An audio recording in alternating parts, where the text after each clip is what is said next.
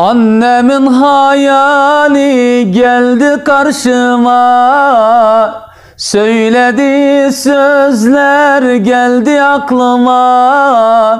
Giydiği gömleği aldı koynuma. Özledim anne, doymadım sana. Giydiği gömleği aldım koynuma. Özledim anne, doymadım sana. Yavrum canım diyerek büyüttün beni, ninniler söyleyip uyuttun beni. Geceleri kalkıp doyurdun beni. Özledim anne, can feda sana.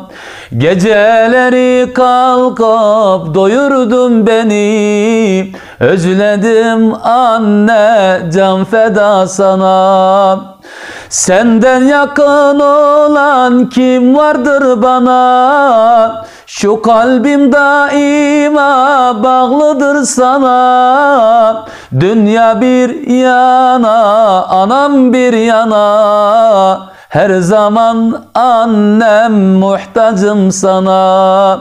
Dünya bir yana, anam bir yana. Her zaman annem, muhtacım sana. Annelerin emeği çoktur ödenmez. Sayfalarca yazsam yine tükenmez. Annem ölse bile ismi silinmez. Her zaman annem, ararım seni. Annem ölse bile ismi silinmez. Her zaman annem, ararım seni.